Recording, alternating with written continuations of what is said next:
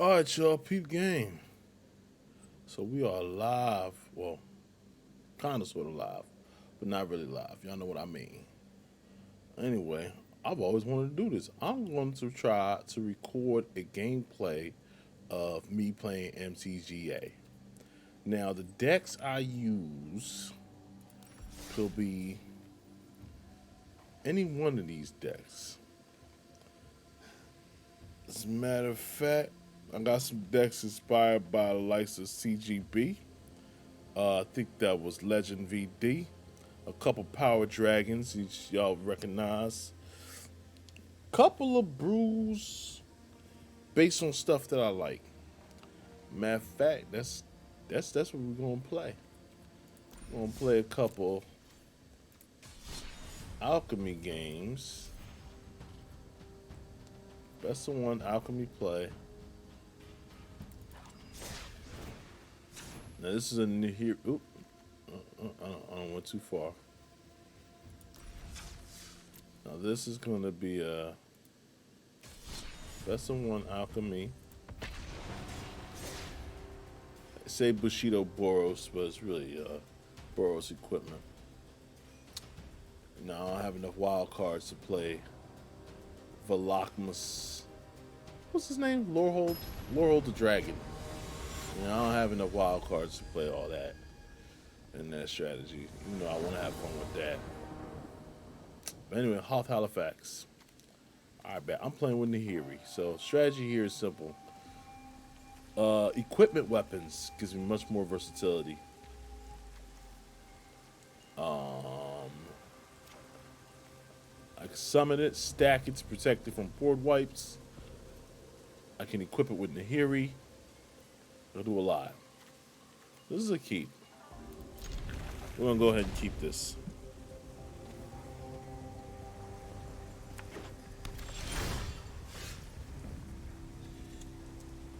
Full screen on shit.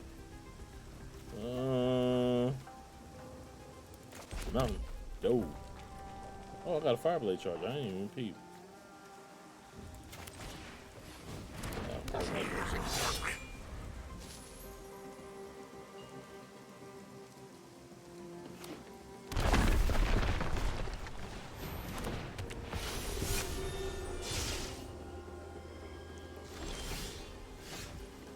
Alright, interesting.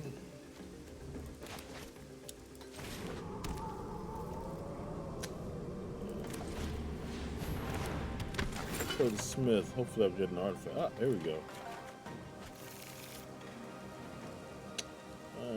No attacks.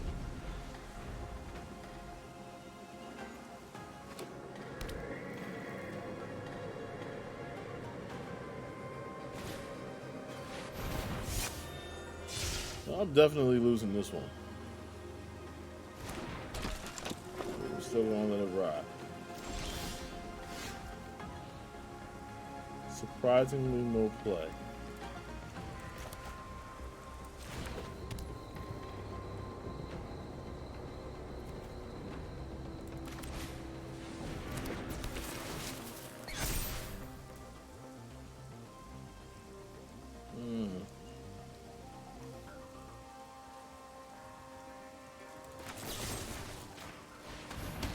Can't let you get that discount.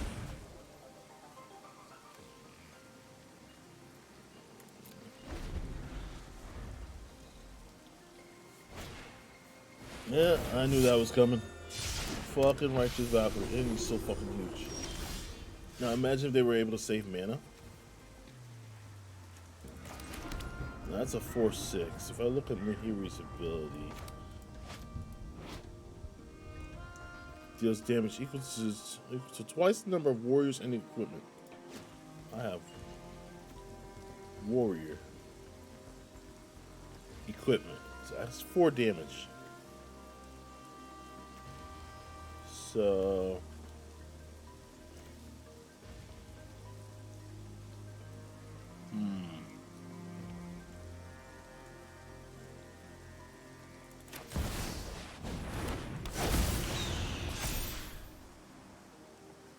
I won't jump just yet.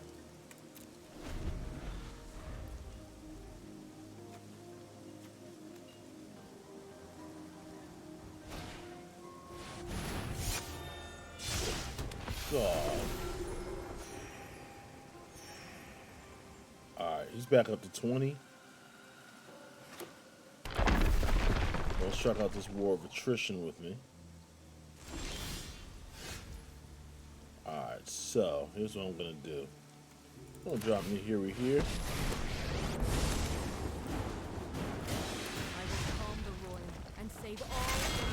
Stone forged. Stayed out of my way. I'll drop this for a black.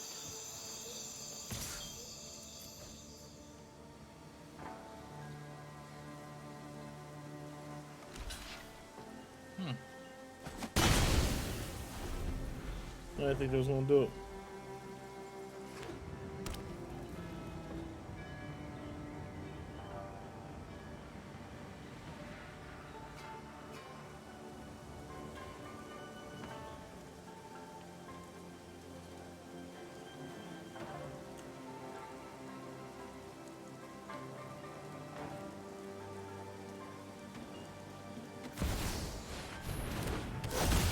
Holy shit.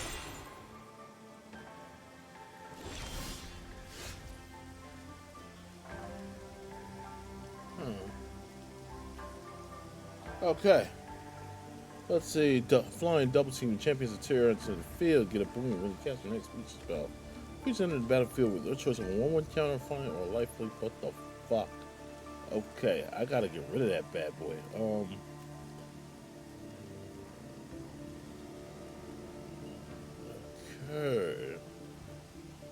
How do I do this?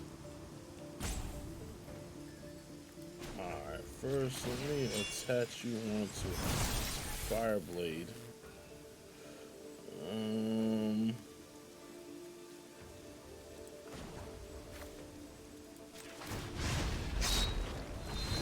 I welcome new allies.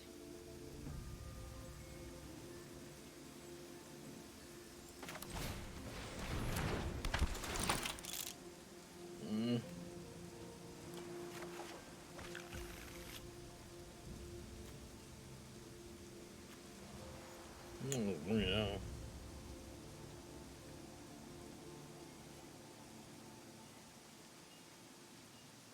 Alright. I'll swing with this to see if he falls for it.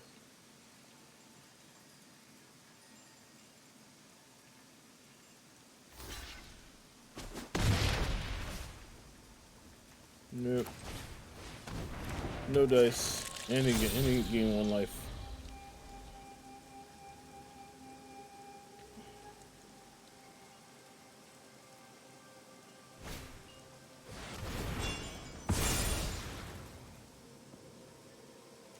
Now I have to take that out first. Holy fuck. Ah, yes. I just wiped my titty.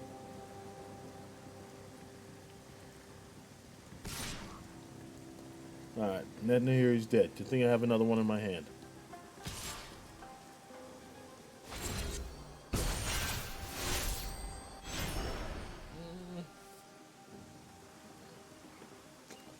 I could sack him. It's a 1/1.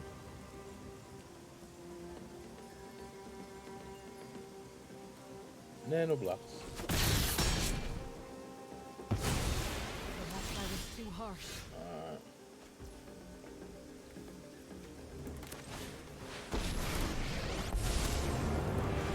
So People matters more. My wrath is as sharp as my blade.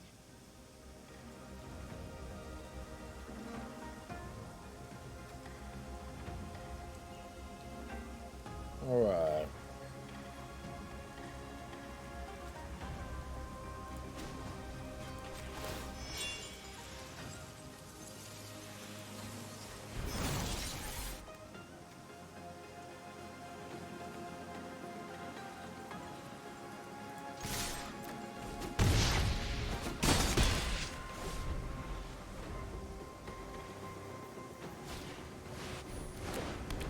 God damn it. I'm pretty sure I'm losing this one.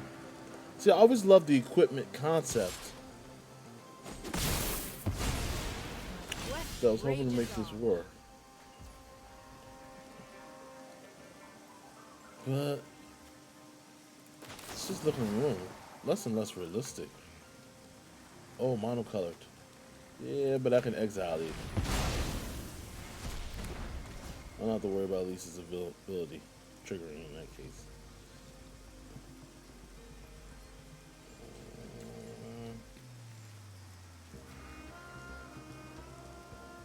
Let's see. What can I do? Honestly, it's looking pretty bleak. I mean, I think I can drop this in here and put a 1-1 counter on it.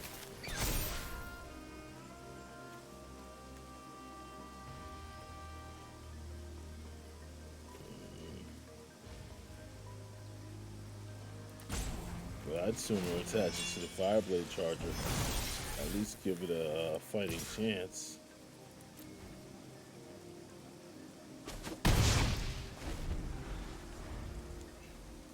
Yeah, but they have lifelink. I didn't even think about that. I can't race them.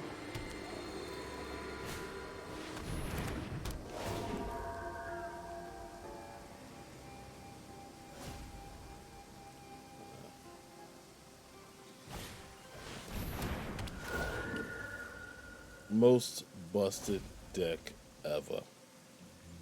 I tell you. Alright, so we're pretty much doomed. We're pretty much doomed. I'll even give him the GG.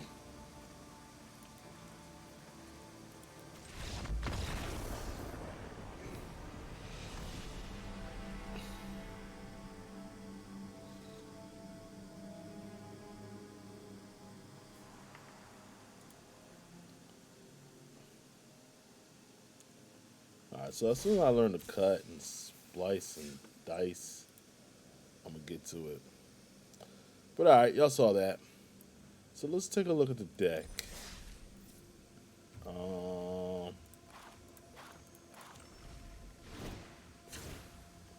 gonna put it out in landscape. I think this deck is as good as it's gonna get. I think I'm running a 23 lander. Yeah, 23 lander. 23 lander because I got 4 drops. We want to keep the curve as low as possible. Heavily on the 2 spot. Oh, excuse me. Alright, so in this case, I decided to run the Inchblade Champion. Alright, so gives your creature a 1/1 boost. When it becomes attached, create a token that's a copy of it. Only there's a way I can keep track of this in Paper Magic. This would be such a fun deck. Except the copy doesn't have the copy ability. It only triggers once each turn. Fireblade Charger. Now you know what this says. Goblin Warrior. As long as he's equipped, gets haste. So boom, what you do, you put Rabbit Battery or even Eater of Virtue. So boom, you talking about 3/1 haste with Eater of Virtue? What? Yeah. I mean, Rabbit Battery is great when it works with Fireblade Charger.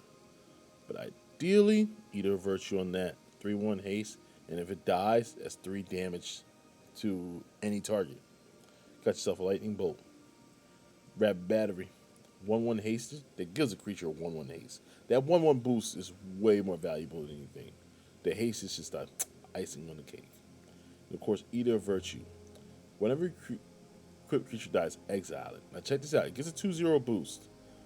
But as long as it has flying, equipped creature has flying, same true for first, double strike, death shots, haste, blah, blah, blah, blah, blah, blah, blah, blah, blah, blah, blah. But here's the main caveat that you have to realize. The card that you attach Eater of Virtue to must natively have a status boosting effect, such as first or double strike. So not like Fireblade, where you give it haste with Rabbit Battery, then it dies, and because it has Eater of Virtue hooked up, that's not gonna work. Fireblade Charger has to natively have the ability, and since Fireblade Charger has no abilities natively, like it doesn't get haste as long until it's equipped. Because it doesn't have native haste, it will not pass it on to the Eater of Virtue. So that's how that works. I learned that the hard way. 2-drop, Ingenious Smith. Uh, Pretty much kind of allows you to pseudo fetch for an artifact. It allows you to cycle through the deck. I mean, look at the top four cards. And then when you drop an artifact, it gets a 1/1 boost, 1/1 counter. So I think that's it only triggers once per turn, but that can easily get out of pocket if left unchecked. Blade of the Oni. I gotta admit, in this deck, if it was more pliable, this would be probably the most busted card ever. Alright, by itself it's a 3/1 menace. But if you equip it to a creature, it has a base power toughness, 5/5, and they have menace. There's a black demon in addition to his other type. Oh yeah, you can attach Eater of Virtue to this, and it will take the menace when the blade dies. When menace is something very, very, very, very serious. So, ideally, get out Nahiri, create a core warrior token, attach blade at the Oni. Boom. That one was a 5/5 menace. Or if either way, whichever happens first. Either you get to 4 mana and you can reconfigure, or you get Nahiri out and just start cheating this in. And that's how you do it. Infernal Grasp for removal. Ogre had I mean, it's a 2/2 by itself. Gives whatever is equipped to a 2/2. It's an equipment ogre, and when it dies, when it dies or equipped creature, you can sack it to discard your hand and draw 3 cards. So, it has its uses. I run as a one of. Foundry Beetle. It's one of the alchemy exclusive.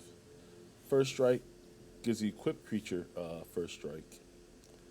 And at the beginning of your upkeep, random artifact cost perpetually gains. The spell costs 1 less to cast. So it's good. I don't know if it's a 3 of. I had a 4 of, cut it down to 3. I might cut it down to 2. Lizard Blades, 1/1 double strike. Equipped creature has double strike. So that's a 1 of.